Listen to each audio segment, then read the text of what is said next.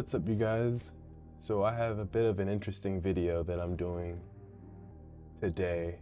I have this hardware sampler and I've had it for a minute, and I've been, thinking about comparing it to like a software sampler and see how it ranks up. So the software sampler I compared it to is Tal-Dac. It's a $25 sampler software. And I don't really use my sampler in a traditional sense. I use it more so as an effect, more so for like downsampling, which this software Tal-Dac can do. It does downsampling as well. So I wanted to kind of pit the two up together to see how the software stacks up against the actual physical hardware sampler. Now, you might be familiar with like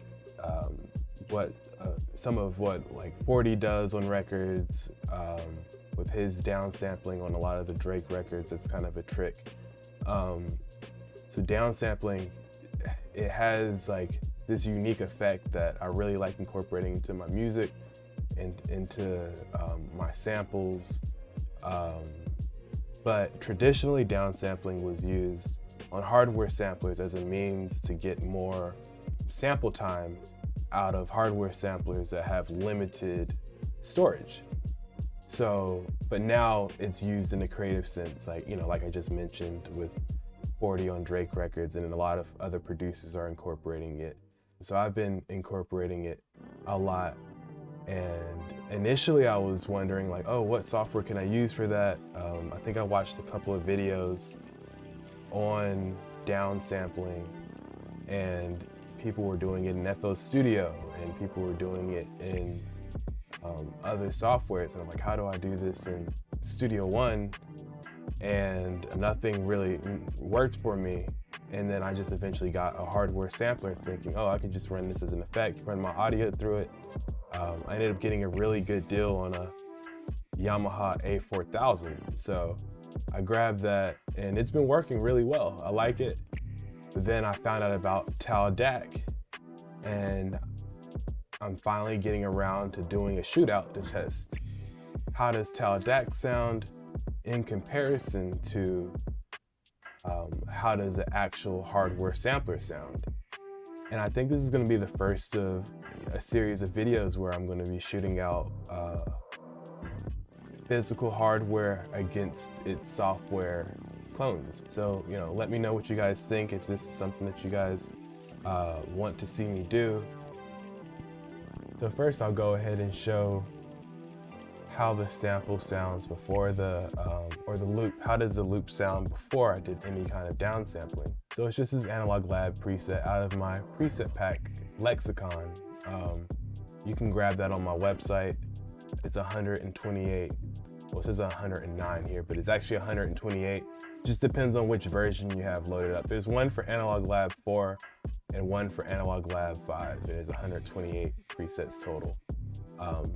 So it's a preset called Air Chakra, and it's a preset I really like, that I designed using the Arturia CZ.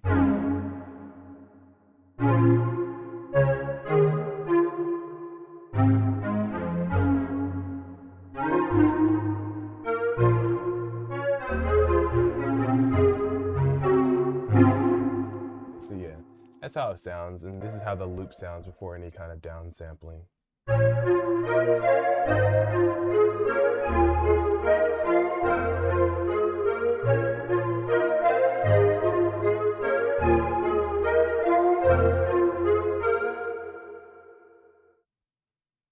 So yeah, that's how it sounds. So next I'm gonna go ahead and show you the side-by-side comparisons of the different sample rates that we have going through the samplers. So it might be less obvious to kind of notice the sound difference at first, but then as the sample rate gets lower and lower, you'll start to really notice and hear what's going on. And just make sure you have headphones on, or you're listening with studio monitors, because you're not gonna really be able to hear too much of the differences until we get to like 5K. So first we're gonna go ahead and start off with 44.1K. which is like your native resolution in your DAW actually. But it still provides a different effect when you're running, out of your interface through a sampler at 44.1. It still provides some coloration to the sound.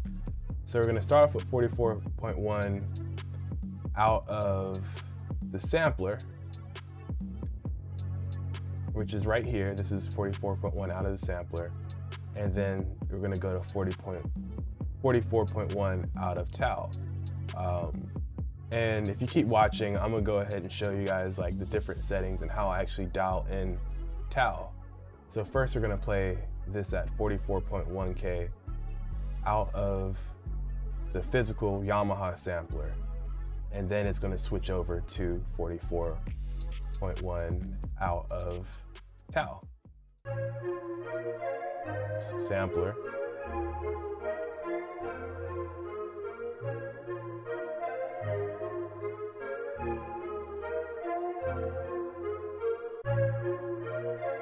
Tal.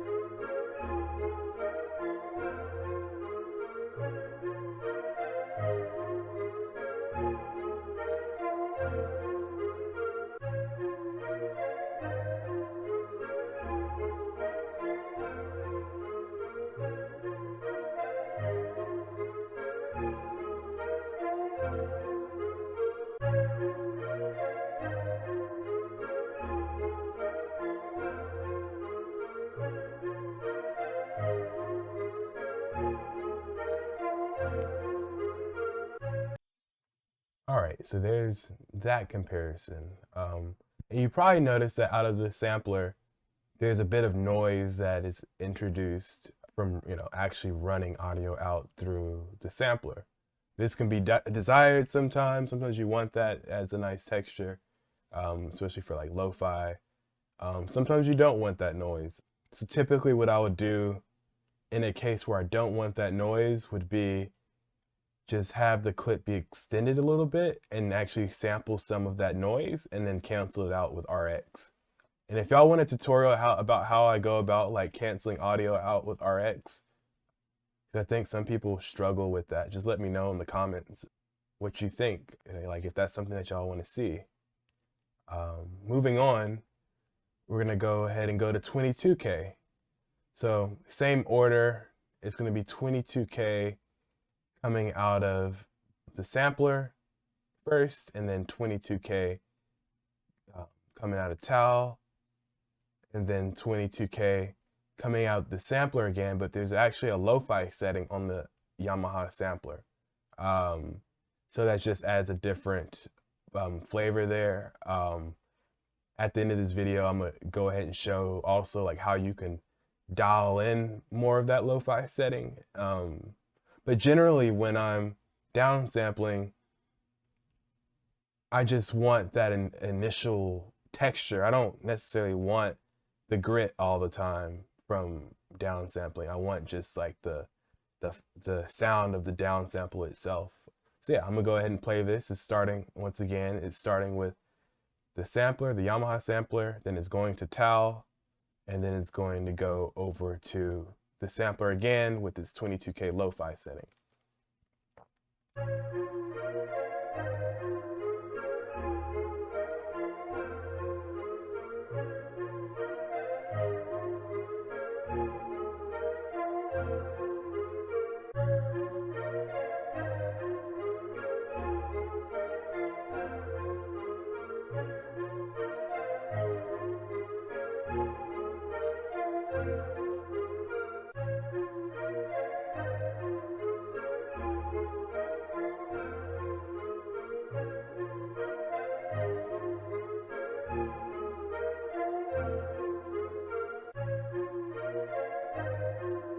Yamaha sampler.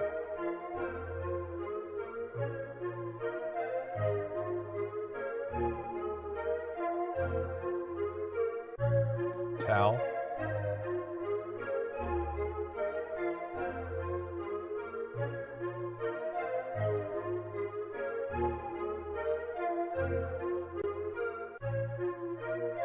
Back to the sampler's lo-fi setting.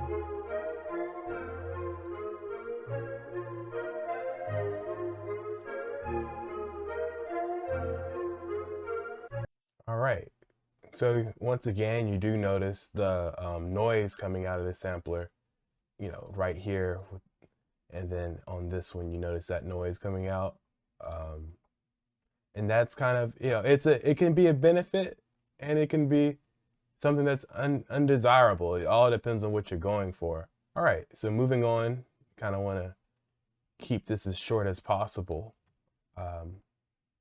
So we're going to go ahead and go over to 11K. So you really start to notice the difference here in fidelity.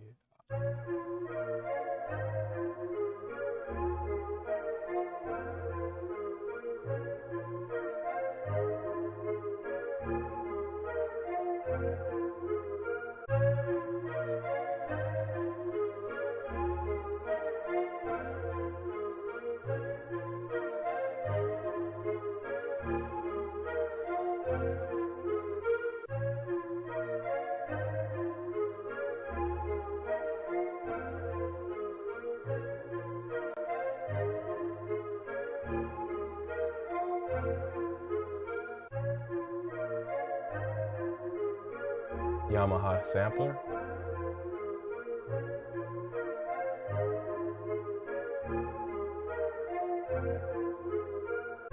Tal sampler.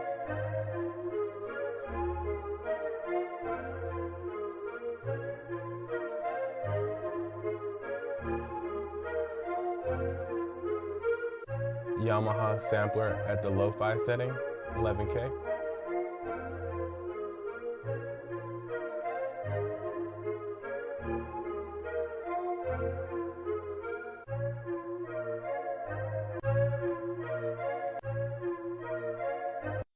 So you might notice on this one here, you notice a little bit more like artifacting kind of going on in the background with the Tal sampler versus on the sampler. So it's just a different, you know, like a different type of artifacting. So where you have noise here, then you have, just listen. It's some grit. So it's almost as if like on this 11K one, it's more similar to the 11K lo-fi on the sampler. I would go ahead and play that again.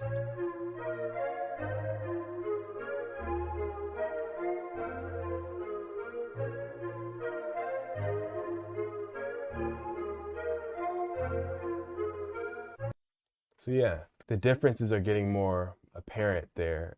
And if you keep watching, I'll show you how exactly I go about dialing in the settings on Tal sampler to get really similar and close results. So moving on, so the last resolution or last sample rate that we're going to be at and run this audio through at is at 5K.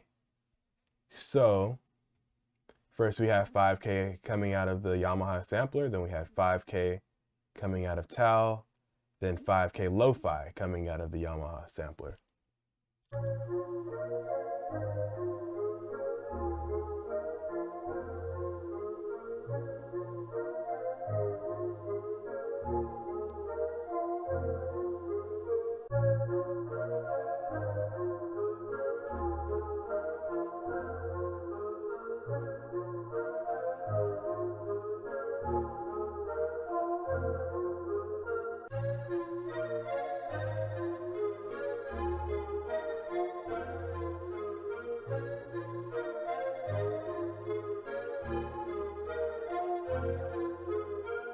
So you might notice a bit of the same thing here, where you kind of notice artifacting more in the Tal sample, just if you listen faintly.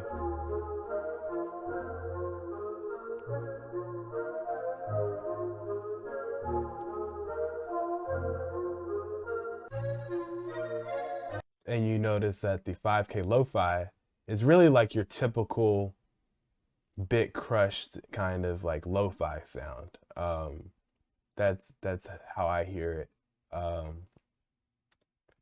And whereas the initial 5K coming out the sampler it has a lot more noise, if you notice, because it's almost like The interesting thing with downsampling is like you kind of get this low pass filter effect.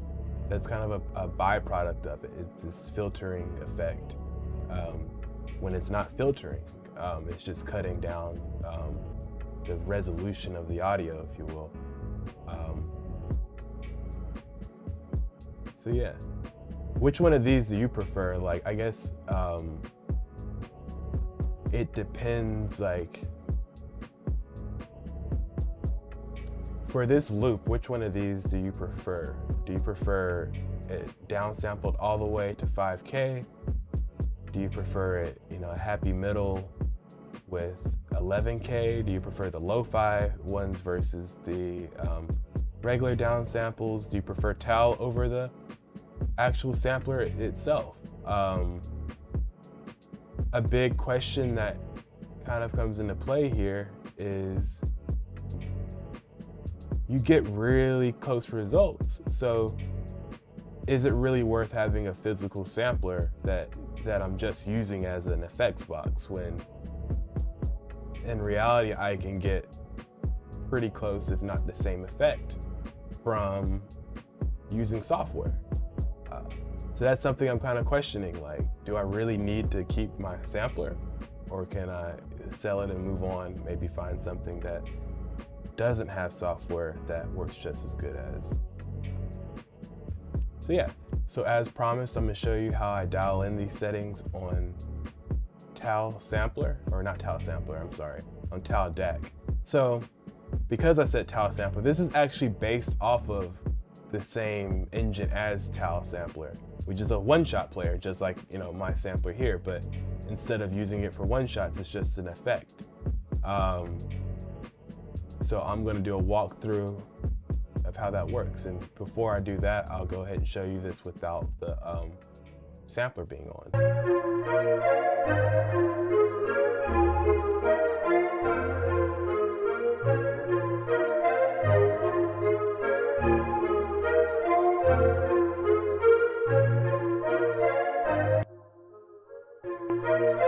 So this is where it's at a stock setting.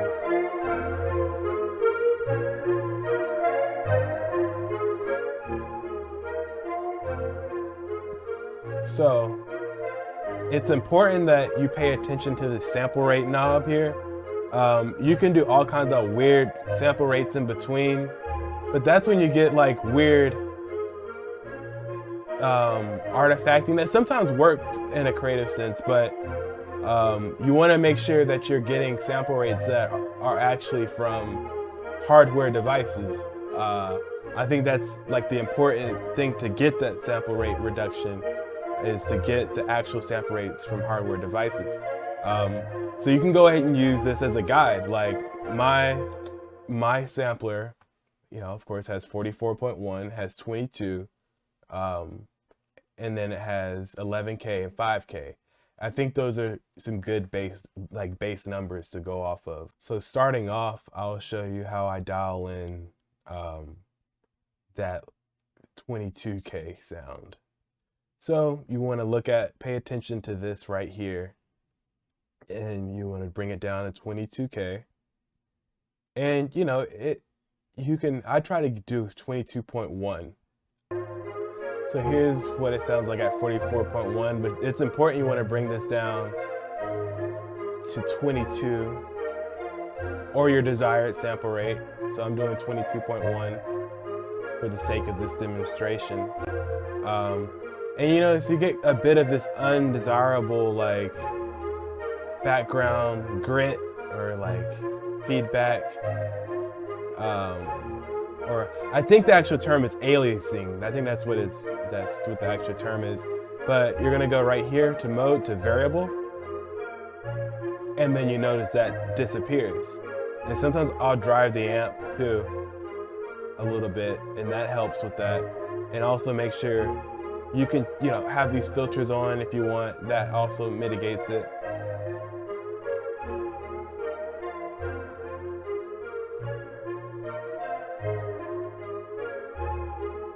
So let's say, okay, you want to bring it down to 11K. So you just bring this down. As long as these settings are have them here. It's important that you just have this on variable. You can bring this down to 11K, right? Boom. Then let's say you want to bring it down to 5K.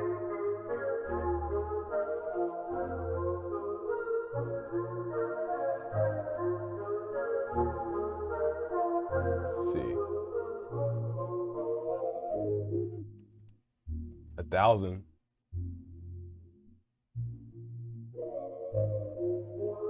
But you know, like I emphasized before, I think it is important to copy those sample rates from actual devices if you're going for a realistic downsample. Now, if you're not going for realistic downsample, then you can kind of throw all that out the window. Like sometimes in sound design, we're not going for realistic recreations of anything. We're going for actual, we're experimenting with things. So I think that's important as well.